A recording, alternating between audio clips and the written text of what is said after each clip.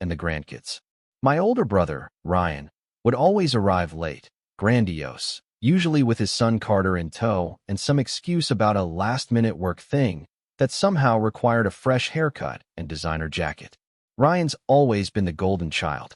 He could forget birthdays, skip out on family events, and he'd still be greeted like a war hero. I was the one who helped repaint my parents' kitchen last summer, the one who took off work to drive Mom to her surgery when Ryan was too busy. No one remembered that. But Ryan could post a photo of his latte art and Mom would comment, "So proud of my boy." It used to hurt. Now, I just let it pass. I'd found peace by lowering my expectations. This year, though, this year was different. We got there a little early. Emma helped arrange cookies on the tray while Lucas tried to sneak one when he thought no one was looking. Melissa poured cocoa for the kids and smiled her way through Mom's comments about how they're so well-behaved, for now. I should have known something was off when I saw the pile of gifts under the tree. They were stacked high, shiny bows, glittery paper, big ones, small ones, tags all handwritten. But when I looked closer, I noticed something strange. None of them had Emma or Lucas's names. Maybe they were in the other room, I told myself. Maybe Mom was doing that thing where she hides the gifts for suspense. That's a thing she used to do, right? Then Ryan arrived, late as usual. Carter, now 13 and growing into a smirky teenager, swaggered in behind him like he owned the place. Ryan greeted the room like a politician, hugging Mom, fist-bumping Dad, ignoring me entirely. I watched Carter walk straight to the tree and say, "Whoa, that's all for us. All for the grandkids who made us proud this year," Dad said with a wink. I froze. The grandkids who made us proud. My stomach tightened, but I didn't want to jump to conclusions. Melissa squeezed my hand. She'd heard it too. Mom called everyone into the living room, practically bouncing with excitement. "We wanted to do something special this year," she beamed. "To honor the grandkids who've really shined. Top of their class, helpful around the house, really making us proud." I glanced down at Emma and Lucas. Emma's smile faded. Lucas shifted uncomfortably. Ryan stood behind them like a proud stage dad, while Carter puffed up his chest. Mom handed out the first gift. To Carter, from Grandma and Grandpa. Carter tore it open, an iPad. I blinked. The next one was a pair of expensive sneakers. Then a gaming headset. Then a drone. Each gift was for Carter. Different tags, different wrapping, all addressed to him. Lucas leaned toward me. "Are ours coming later?" I couldn't answer. Then came the kicker. Carter held up the drone and laughed. "Guess you didn't deserve one," he said, looking straight at Emma and Lucas. My jaw clenched. I looked to Mom, to Dad, waiting for some kind of correction, some acknowledgement. But Mom just chuckled and said, "Oh, he's just teasing." Emma looked like she was trying not to cry. Lucas stared at the floor. Melissa's face was pale. Her mouth opened slightly, like she wanted to say something, but she didn't. And me? I didn't cause a scene. I didn't yell or flip the table, though every part of me burned with the urge to. Instead, I took a deep breath, stood up slowly, and said, "Come on, guys. We're heading home." Mom blinked. "Oh, don't be silly. Dinner's in an hour." "We're not hungry," I said, my voice calm but cold. "Come on, get your coats." Emma didn't say a word. Lucas followed quietly, drone noises still buzzing in the background. As we left, Ryan muttered, "Drama queen." And that was it. We drove home in silence. Lucas fell asleep in the back. Emma sat beside him, her head leaning against the window, tears glistening on her cheeks. Melissa stared out the front window, her hands in her lap, the tension humming between us. I didn't speak. I was too busy replaying the scene, each moment cutting deeper than the last. The gifts, the laugh, the way my parents smiled through it all, and the look in my daughter's eyes when she realized she didn't matter, not to them.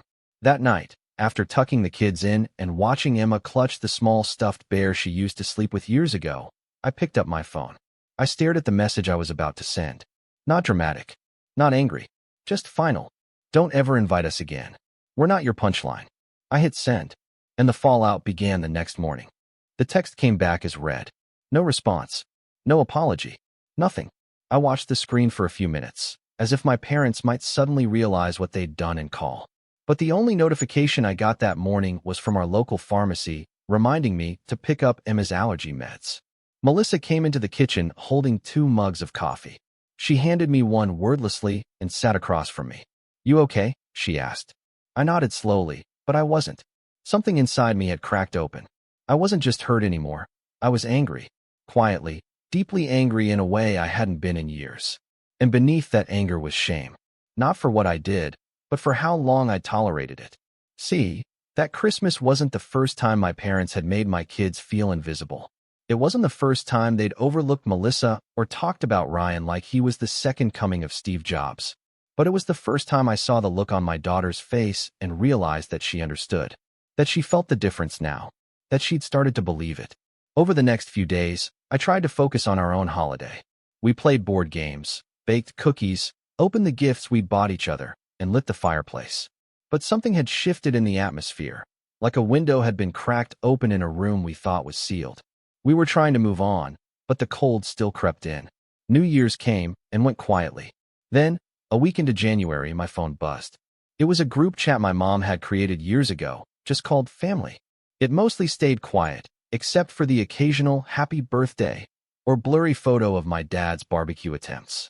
But this time, Mom, hi everyone. Just wanted to start planning Carter's big birthday weekend. He'll be 14 this year, can you believe it? We're thinking ski lodge getaway. Cabins are about $300 a night, but we can split. Who's in? I stared at the message, my thumb hovering over the screen. Melissa was putting away groceries when she saw my face. What's wrong? I turned the screen toward her. She read it, blinked, then laughed. It was a bitter, sharp sound. They're unbelievable. I didn't reply in the group chat. I didn't say a word. But a few minutes later, Ryan responded. Ryan, sounds amazing, Mom. Count me and Carter in. Greg can probably cover our cabin too. He still owes me for the laptop I gave him in high school. That part wasn't even true. He'd given me an old broken Dell in senior year because he was getting a brand new MacBook, and even then, he made me borrow it like he was doing me a favor. Still, no one corrected him. Not Mom. Not Dad. Not my sister Katie, who chimed in right after. Katie, haha yes. Carter's birthday is basically a holiday. Let's make it big. I didn't respond. I left the group chat that afternoon. A few hours later, my mom called. I let it go to voicemail. Then she texted, Mom, can't believe you left the family chat. That's immature, Greg. I typed and deleted at least 4 responses before I settled on one word. Me, noted. Her reply was immediate. Mom, what's your problem lately? This is about the Christmas thing, isn't it? You always overreact. I didn't respond again. I was done explaining things to people who refused to listen. But I didn't realize how deep the favoritism went until a week later when Emma came home from school holding a folder of class assignments. She was excited, smiling, finally getting her energy back.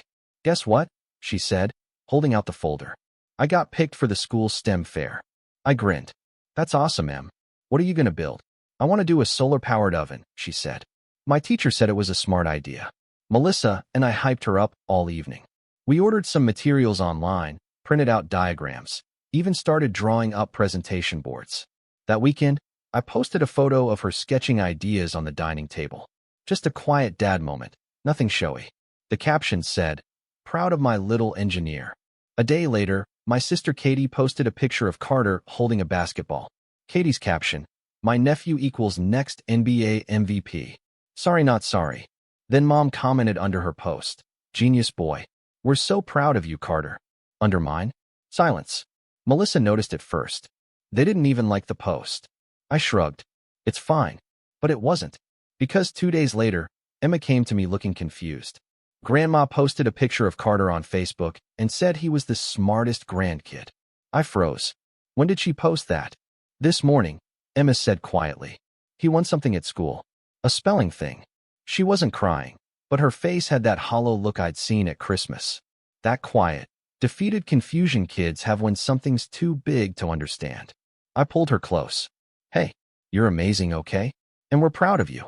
Always. She nodded into my chest, but I could feel her body tense. The next day, I called my mom.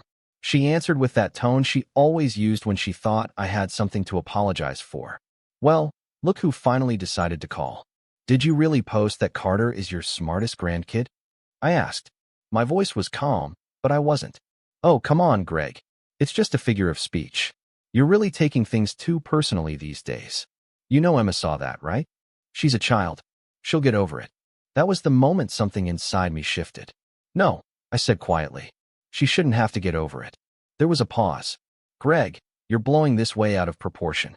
You always have to be the victim. No, I've just stopped pretending it doesn't hurt. Another pause. Then she said something that I'd carry with me for the rest of the year. Well, maybe if you raised your kids to stand out more, they'd get the attention you want so badly. I didn't yell. I didn't argue. I just hung up. Melissa was in the doorway. She'd heard the whole thing. She walked over, sat beside me, and whispered, "We're done with them, right?" I nodded. But of course, it wasn't over. 2 weeks later, in February, I got a letter in the mail from my parents. Not a card, not an apology, a letter. It was written in my dad's handwriting, neat and cold. Greg, we're disappointed in how you've handled things lately. Cutting ties over perceived slights is childish. We hope you'll reconsider your attitude, and remember that family means putting pride aside. At the bottom, my mom had scribbled, "Tell Emma and Lucas we love them, even if they don't always earn it." I didn't show the letter to the kids. I didn't want them to see that poison in writing. But I did show it to Melissa. She read it once, then again, then put it down and said nothing for a long time. That night, she said, "You know what the worst part is?" "What?" "They think they're the victims." I laughed bitterly. They always have. But even then, I thought we'd hit the bottom. I thought that letter was the worst it would get.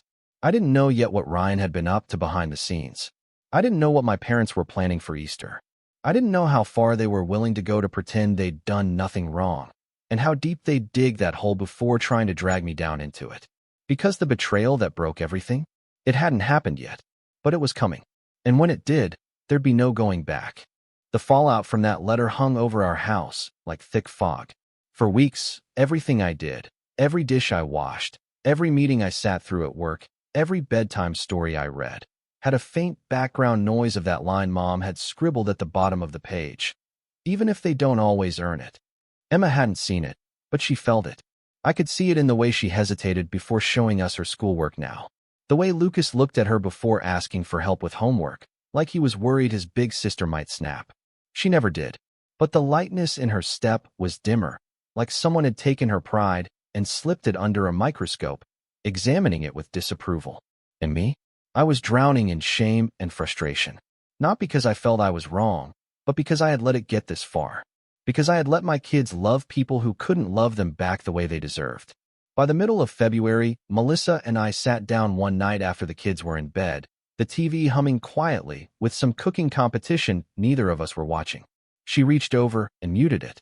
"I know you're spiraling," she said gently, "but you've got to pull yourself out of this. You did the right thing walking away." I nodded, slowly. I feel like I let them steal something from me. From the kids. They didn't steal it. They tried. But you stopped it in time. You protected them. It didn't feel like it. But that conversation sparked something. Not a burst of motivation, not some grand phoenix rising from the ashes moment. Just a tiny click in my brain. A quiet decision to stop waiting for my family to validate me. If they weren't going to be the village behind my kids, then I'd build one myself. From scratch. So I started small. I volunteered to chaperone Emma's STEM club one Friday after school. It was awkward at first. I was the only dad there, surrounded by enthusiastic moms and a slightly frazzled science teacher who looked grateful just to have another adult around. Emma beamed when she saw me in the hallway. "You came," she whispered, half embarrassed, half thrilled. I stayed in the corner mostly, helping kids tape down poster boards or test circuits that kept shorting out. But I saw the way Emma stood a little taller that day. The way she raised her hand more. How she explained her solar oven idea to two of the younger kids who were struggling with theirs. When we got in the car afterward, she said, "It was cool that you were there." It hit me harder than I expected. Later that week, Lucas came home talking about a soccer skills workshop he wanted to join. It was early Saturday mornings, which usually meant cartoons and pancakes, but I signed us both up. I hadn't kicked a soccer ball in years, but Lucas didn't care. He just wanted to do something with me. And slowly, life started to shift. I joined a local dads group, not the kind that meets to drink beer and complain, but one focused on community volunteering and mutual support. We built toy kits for kids in hospitals, ran cleanup drives at local parks, even hosted a Dad and Me event at the library where I watched Lucas read the BFG out loud to 3 other kids like a tiny motivational speaker. Meanwhile, I started leaning harder into work. I was a mid-level project manager at a logistics software firm, and while I'd always been good at it, I never pushed for more. I'd spent too many years trying to keep my head down, chasing approval from the wrong places. Now, with nothing to lose, I stepped up. I volunteered to lead a tricky cross-department initiative that had been stalled for months. I stayed late, learned the parts of the system I'd always avoided, took ownership when things broke. My boss took notice. At the next all-hands meeting, he called me out by name. "Greg's been quietly keeping this whole operation afloat," he said. "If you've benefited from faster rollouts this quarter, thank him." The Slack messages started rolling in. Not just praise, but opportunities. Someone in another department looped me in on a product pilot. Another offered to recommend me for a leadership fellowship. I wasn't used to it, but I didn't push it away. At home, Melissa was thriving too. She'd picked up some freelance consulting work, using her marketing background to help local businesses with branding and outreach. She'd started doing Zoom calls in the guest bedroom, her voice full of clarity and confidence.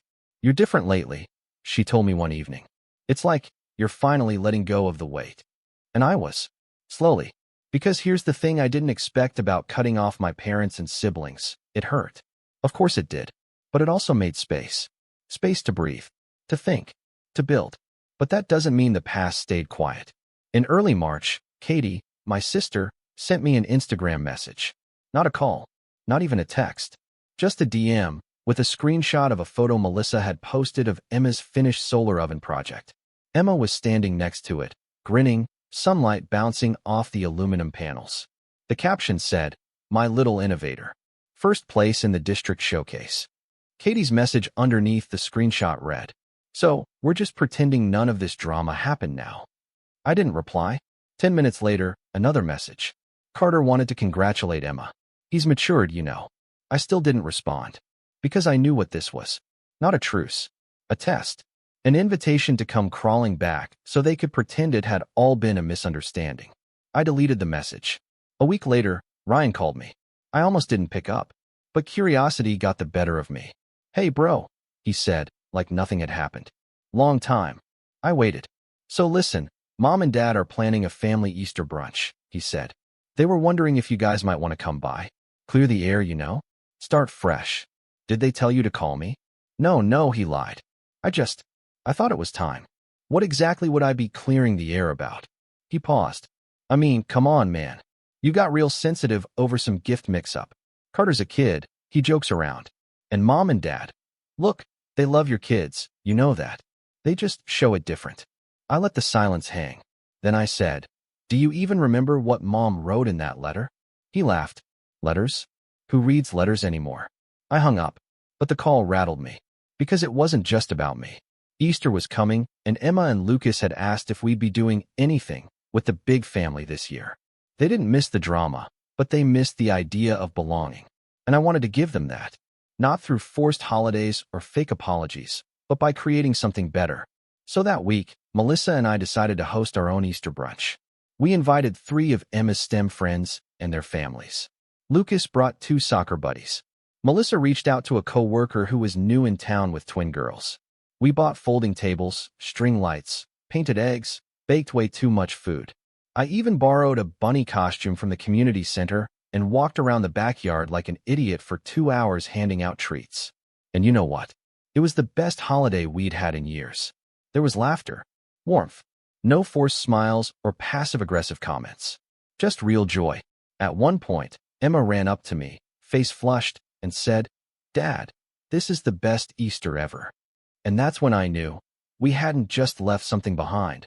We were building something new. Of course, the past wasn't done with us yet. Because 2 days after that brunch, I got a certified letter in the mail from a law office. And when I opened it, the headline made my blood run cold. It was a notice of revocation of financial agreement. And at the bottom, in my father's signature, were 5 words that would spark the final war. Reconsider your attitude. Or else. At first, I didn't fully understand what I was looking at. I sat at the kitchen table, certified letter in one hand, coffee going cold in the other.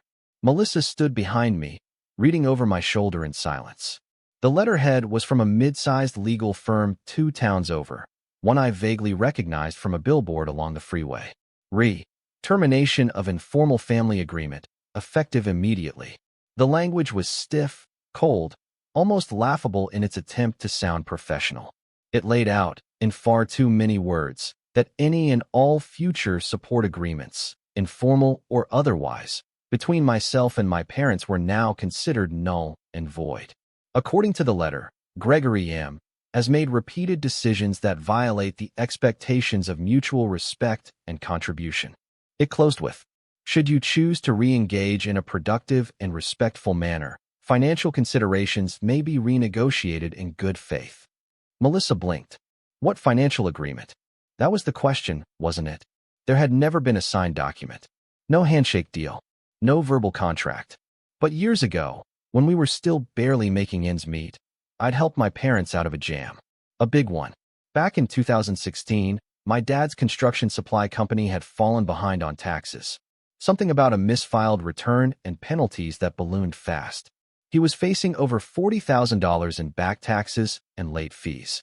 He called me in a panic. At the time, Melissa and I had just sold our first little house in the suburbs and moved closer to the city.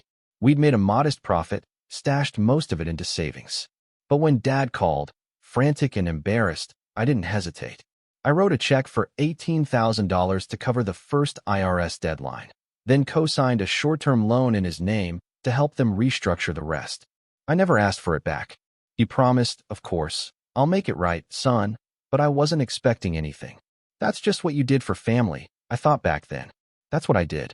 And over time, they began to treat that gesture as something they had done for me. I'd hear it in little comments. Well, if we hadn't helped you get into that neighborhood, or, you forget we've always supported you when we could. They rewrote the story, and I let them. Until now. Because now, they were weaponizing it. Now they were claiming there had been a financial agreement in place that I had violated with my attitude. Melissa read the letter again, then set it down carefully like it might explode. They're preparing for something, she said. Something bigger. I nodded. My heart was pounding, but my brain was clear. For the first time in this entire nightmare, I saw it all for what it really was. This wasn't about hurt feelings anymore. This was calculated. Ryan had probably helped write it, or at least pushed for it. He always saw himself as the business-minded one in the family, despite coasting on Dad's money for most of his adult life. If they were formalizing things now, putting words on paper, setting up legal positioning, it meant they weren't just cutting me off. They were planning to erase me entirely. That night, I went into our storage room and dug out a box I hadn't touched in years. Old bank statements, email printouts, and a manila folder labeled Dad IRS Loan 2016. I had kept it out of habit, not paranoia. But now, flipping through the paperwork, I felt something spark. There it was, the signed promissory note from the credit union. My name, co-signed. The payment history, a wire transfer receipt. And most importantly, an email from my dad with the subject line. Need help, just until we rebuild. In the body, he wrote, Greg, I don't know what I'd do without you. I'll make this right. Once we finish the new contract in July, we'll square up. I promise. I stared at that line for a long time. Because in their world, that promise had disappeared. But now I had a paper trail. Over the next week, I made quiet moves. First, I reached out to a lawyer, Jillian, someone I'd worked with years ago during a dispute over a contractor. She wasn't flashy, but she was sharp and methodical. I sent her scanned copies of the letter, the email, the loan documents. She called me the next morning. This isn't a financial termination, she said. It's a setup. What do you mean? They're trying to preempt any legal claims you might make. By framing this as you violating their expectations, they're hoping to make any countersuit look like petty retaliation. Do I have a case? You have a very strong case, she said. Especially if they ever took funds or services without documented repayment. And if this goes to court, that email alone could wreck them. I felt a calm spread through me. Not joy, not revenge, just clarity. For years, I'd lived under the illusion that family drama was supposed to stay inside the house. That raising your voice or pushing back made you the problem. But now I saw it for what it really was. They'd used guilt like currency, love like a loan with interest, and my silence as permission. And they were about to find out I wasn't quiet anymore. Melissa and I started planning. Not in a vengeful way, but with purpose. We talked about how to protect the kids, our assets, our time. We moved some savings into a new account. transferred the house deed into both of our names equally. Previously, it had been just mine, for loan purposes. We also sat down with Emma and Lucas. We didn't share everything, just the truth in a way they could understand. Grandma and Grandpa are upset with Dad, I said, and they've decided not to talk to us right now. Emma frowned. Because we didn't come to Easter? No, sweetie, Melissa said. Because we stopped letting them treat us unfairly. Lucas asked, are we still allowed to miss them? That one hit hard. I nodded. Of course. But just because someone's family doesn't mean they're always safe to be around. And it's okay to feel sad about that. The kids took it better than we expected. Honestly, better than I had at their age. And part of me felt pride that we were breaking the cycle now, before it hardened into something they carried into their own families someday. Meanwhile, I began documenting everything. I downloaded old texts, screenshotted Facebook comments, saved voicemails from my dad, little offhand remarks like, glad you're the reliable son, or, I knew I could count on you to clean up Ryan's mess. I pulled old emails from 2019 when I'd helped them refinance their car loan, another financial favor they'd conveniently forgotten. Jillian helped me draft a cease and desist notice to the law firm. Nothing aggressive, just a formal record that I disputed their claims and expected all future communication to be directed through legal channels. The letter was delivered by courier, and that's when things shifted again. Because 2 days after they received it, Melissa's sister, Janine, called her out of the blue. Apparently, my parents had started talking, quietly, behind the scenes, to extended family, to neighbors, to friends, and they weren't just rewriting history. They were painting me as unstable. He's unraveling, Mom had said, apparently. Ever since we stopped enabling him, he's been lashing out. She always coddled him, Dad said on another call. Now he's acting like we owe him the world. Melissa got texts from 2 mutual friends, people we used to see at church, asking if we were okay. They're starting the smear campaign, she said. But what they didn't realize was, they weren't dealing with the same son they used to guilt and to silence. They were dealing with a father, a husband, a man who finally saw through the game, and had the receipts to prove it. And then, the opportunity came. Not from them. From Ryan. Because arrogance has a funny way of opening doors when you least expect it. It was April. I was scrolling LinkedIn during a work break when I saw it. Ryan had tagged himself in a post from a mid-size investment group. Proud to announce our latest partner collaboration with McTavish Build Group. Excited to spearhead the expansion into the residential solar market. McTavish Build Group. That name stopped me cold. Because McTavish was the company my dad had always wanted a contract with back in 2016. He'd bid on one of their projects and lost, said it nearly tanked his cash flow for the year. And now, here was Ryan, announcing a partnership under his name, tied to solar builds. Emma's science project flashed in my head. I clicked through. The partnership was brand new. The ink wasn't even dry. And then I saw it. One of the promotional graphics on McTavish's site. A rendering of a smart solar cabin concept with the pitch, powered by design inspired by real-world STEM innovators. At the bottom, a diagram, a nearly identical version of Emma's solar oven project. Not hers, obviously. Tweaked, polished, professionally drawn. But the mechanism, the angle of the reflectors, the heat absorption material, they matched her notes. Exactly. I sat there in stunned silence. Then I started connecting the dots. Weeks earlier, Melissa had posted Emma's project photos publicly. We hadn't thought anything of it. But someone had seen it. And someone had used it. Ryan had stolen my daughter's work. Branded it as his own. Tied it to a business deal. And worse, he was now about to profit from it. That was the moment the plan crystallized. Not just to push back. Not just to protect. But to take back everything. And make sure none of them saw it coming. By the time I reached out to Jillian again, my heart wasn't pounding anymore. It wasn't rage. It wasn't panic. It was focus. I sat across from her in her office, neat, quiet, sun streaming in through half-closed blinds, and laid out the McTavish partnership post, the solar oven diagram, the screenshots of Emma's original sketches, photos, and Melissa's social media timeline. Jillian didn't even blink. This is theft, she said plainly. And if it's used in a business context, it's corporate theft. IP infringement. Possibly fraud. I nodded. I don't want to sue them for millions. I just want it public. I want it undeniable. She leaned back. Then we'll start with a cease and desist to McTavish. Get them on record as distributing stolen content. If they're smart, they'll panic and pull out. And Ryan? She smiled, thin and sharp. Oh, he's going to learn what it feels like to be publicly embarrassed. Thoroughly. Over the next 2 weeks, things moved fast.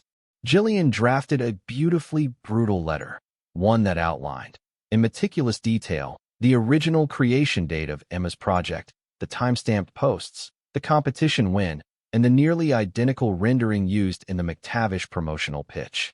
We didn't send it through email. We sent it as a formal legal package, couriered directly to McTavish's legal department and the CEO. Within 4 days, I got a call from a man named Stephen Day, director of operations at McTavish. Mr. M, I'm calling to apologize. Profusely, he said, voice tight with panic. We were unaware the design came from a minor school project. Had we known? You didn't ask where the design came from?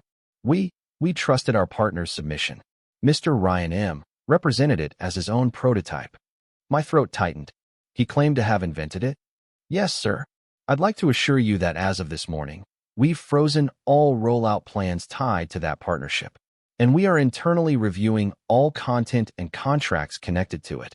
Good, I said, because if this goes to court, I'm bringing Emma with me. I'll let the press photograph her standing next to the model she built on our kitchen table with tinfoil and a shoebox. He exhaled hard. There's no need for that. Please, Mr. M. Let us fix this. They didn't just retract the partnership. They published a formal apology. It went live the next day on their website and social channels. We deeply regret the use of intellectual material that was not properly sourced. We have since discovered that a design submitted by a recent collaborator was in fact created by a young innovator, Emma M, as part of a school STEM fair. We commend her brilliance and have made a charitable donation to support her school's science program in her honor. They donated $25,000 to Emma's school. That morning, I showed her the post. She read it 3 times, then whispered, "They said my name." Lucas shouted, "You're famous now," from the hallway. Melissa cried, "I didn't. I was too focused on what was still to come." Because while McTavish had done the right thing, Ryan? He doubled down. He posted a passive-aggressive tweet. Jealousy is a disease. Real creators rise above the noise. Then he started spreading his version to the family. That we had manipulated a child's school project to tank his career. That we were bitter. That we were turning the kids into pawns. But what Ryan hadn't realized was that McTavish's internal investigation wasn't just about PR. It was legal.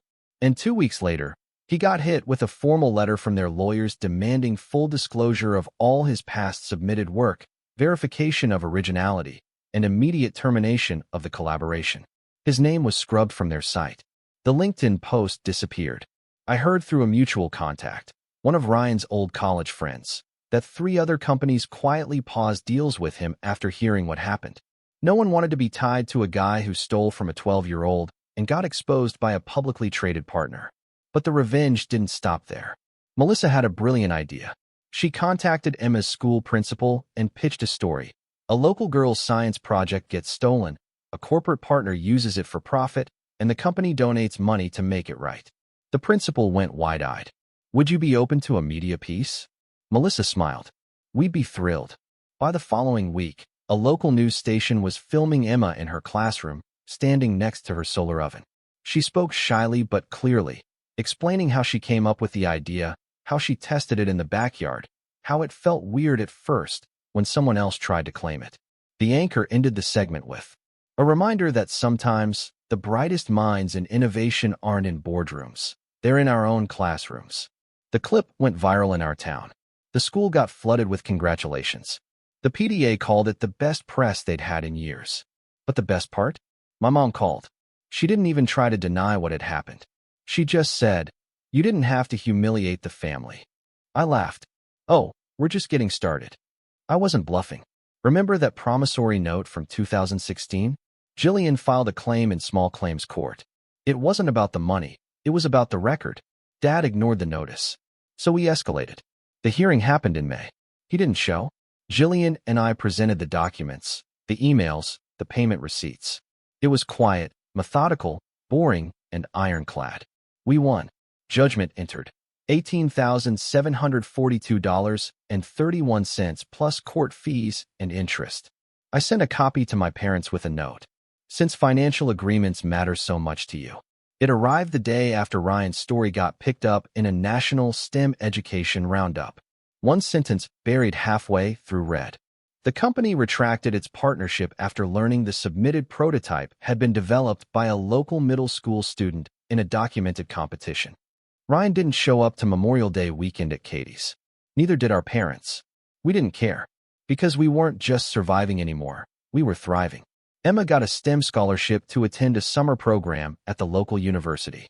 Lucas made goalie for his rec league. Melissa's consulting work exploded. 3 local business owners had seen the news story and reached out. And me? I got promoted. My company offered me a leadership position in a new satellite office. More pay, more control, and best of all, a culture I could shape. At the first all-hands meeting, I ended the presentation with a slide that read, "Give credit. Always. Even when no one's watching." People applauded. Some didn't get it. But I did. So did Melissa. And so did Emma, who watched from the back of the room with a quiet smile. We never spoke to my parents again. Not after the court ruling. Not after the school donation. Not after the news segment that aired during dinner hour and left them scrambling to control the narrative in a town that had already made up its mind. Because in the end, they weren't just cut off. They were forgotten. And that, more than anything else, was the thing they couldn't stand. It wasn't the letter. It wasn't the lawsuit. It wasn't the donations, or the headlines, or the judgment. It was the silence. The way we stopped defending ourselves. The way we stopped showing up to absorb the damage. The way we just moved on. Without them. And as for Ryan, well, last I heard, he was taking time off to rebrand. But Emma? She's building a solar-powered compost bin for the school garden. And this time, she's filing for a patent. With my lawyer. Because some names? You don't get to erase. Some sparks? You can't steal. And some families? They don't break. They rebuild. Stronger. Louder. Brighter. Without the ones who always wanted to dim the light.